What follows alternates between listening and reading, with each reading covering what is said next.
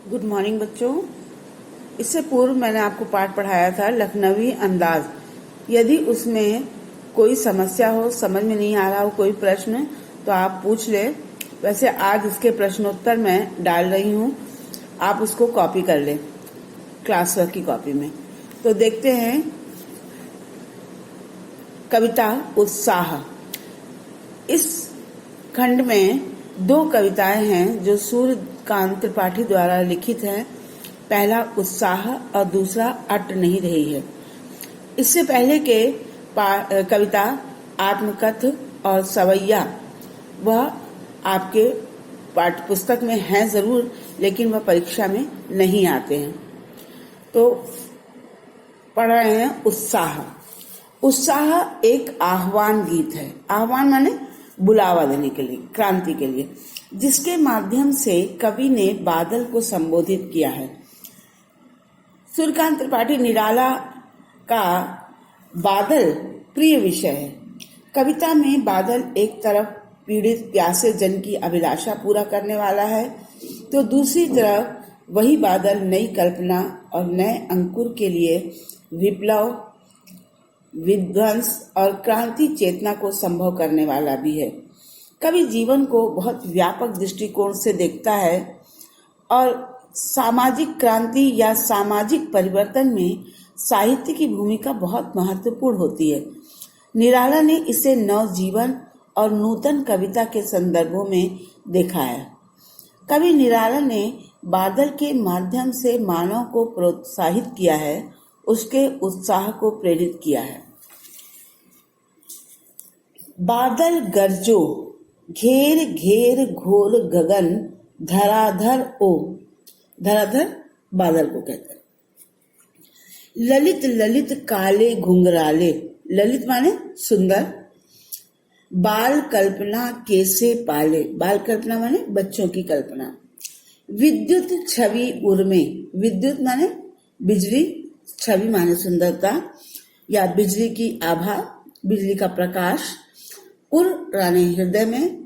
कवि नव जीवन वाले, वज्र छिपा, नूतन कविता फिर भर दो, बादल गरजो। वज्र माने वो वज्र माने पत्थर होता है, लेकिन यहाँ पर दूसरे अर्थों में प्रयोग है।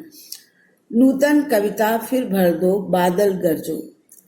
इस कविता में निराला जी उत्साह और क्रांति के प्रतीक रूप बादल को संबोधित करते हुए कह रहे हैं कि तुम अपनी भयानक गर्जना करो और मनुष्यों में नई चेतना भर दो।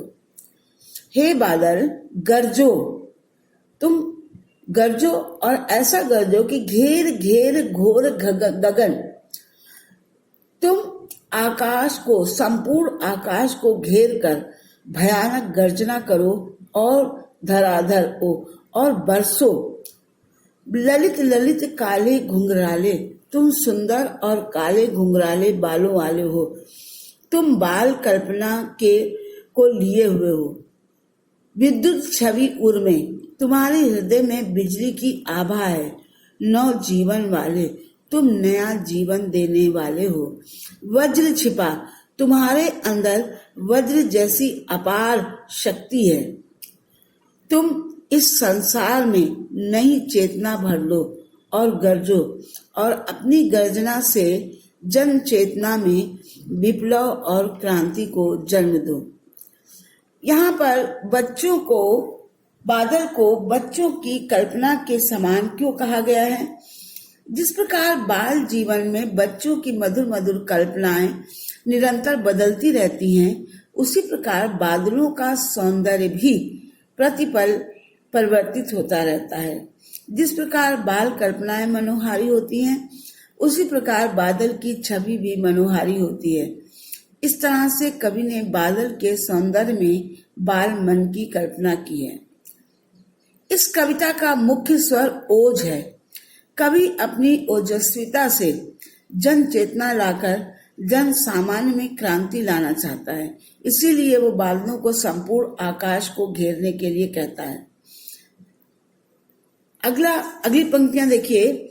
विकल विकल उन्मन थे उन्मन, विकल माने परेशान, उद्विग्न, उन्मन माने अनमनापन लिए हुए, कुछ समझ में नहीं आना, उदास रहना। विश्व के निदाघ के सकल जन, निदाघ कहते हैं गर्मी को, सकल माने सभी, जन माने लोग।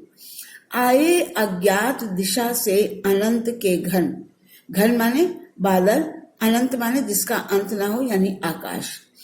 तप्त धरा जलती हुई धरती, जल से फिर शीतल कर दो बादल बरसो। कवि कह रहा है कि गर्मी से परेशान अनमने मनुष्यों के हृदय में बादलों ने बरसकर शीतलता प्रदान की। कवि कहता है कि हे बादल, धरती के लोग गर्मी से, विश्व के निदाघ के, इस विश्व में सब लोग गर्मी से व्याकुल हैं, और ऐसे में अज्ञात दिशा से अनंत के घन, और ऐसे में अनजान दिशा से बादल आए और तप्त धरा जलती हुई धरती को जल से शीतल कर दो, और जलती हुई धरती को जल से शीतल कर दो। कहने का तात्पर्य यह है कि कवि कहता है कि हे बादल, इतना बरसो, इतना गरजो कि निरंतर बढ़ती हुई गर्मी से विश्व के संपूर्ण जन जो अनमने हैं, उदासीन हैं, व्याकुल हो रहे हैं, वे सब शीतलता का अनुभव करें। ऐसे समय में आकाश में अज्ञात दिशा से आकर गर्मी से तपते धरा को बरसकर अपने शीतल जल से ठंडा कर दो। बादल खूब बरसो, खूब गरजो, ताकि पीड़ित जन सामान्य को सुख का अनुभव हो, परिवर्तन का आभास हो। आप यहाँ पर देखें, ये तो इसका शाब्दिक अर्थ हुआ, और यदि इसका प्रतीकार्थ देखें तो हम देखते हैं कि जब बहुत ज्यादा धरती पर अन्याय अत्याचार बढ़ जाता है तो क्रांति होती है, और क्रांति यानी एक बार लोगों के अंदर आक्रोश, विरोध का भाव बढ़ता है, तब वह आवाज उठाते हैं, तब जा करके सब कुछ सही होता है। इस तरह से लोग जो है, धरती के लोग व्याकुल हैं, शोषित हैं, पीड़ित हैं, और ऐसे में जब क्रांति करेंगे तब उनका शोषण समाप्त होगा और उनको नया जीवन मिलेगा। ये है इसका भावार्थ। कवि बादलों से क्या अनुरोध करता है और क्यों? कवि बादलों से जोर से वर्षा करने का अनुरोध करता है, क्योंकि भयंकर गर्मी के कारण मनुष्य तथा धरती के अन्य प्राणी व्याकुल हो रहे हैं। बादलों के मूसलाधार बरसने से ही धरती की उष्णता कम होगी, उष्णता माने गर्मी, और लोगों को तपन और बेचैनी से राहत मिलेगी। कवि ने बादलों को अनंत के घन कहकर संबोधित किया है। क्यों? इसके 3 कारण हैं। पहला, बादलों का कोई अंत नहीं है, वे अंतहीन है। नंबर 2, बादल अनंत यानी ईश्वर की कृति है। और तीसरा, बादलों के आने की कोई दिशा निश्चित नहीं है, वो किसी भी दिशा से आकर आसमान में छा जाते हैं। तो ये इस दोनों पद्यांश के अलग अलग 3 प्रश्नोत्तर हैं। आप इसे अपने असाइनमेंट की कॉपी में करने का प्रयास कीजिएगा, और बाल गोविंद भगत के प्रश्नोत्तर, जिन बच्चों के पास पुस्तक नहीं है उनके लिए हम प्रश्नोत्तर पाठ्य पुस्तक के अंत में आने वाले, पाठ के अंत में आने वाले प्रश्नों को दे रहे हैं, वो अपनी कॉपी में कर लें।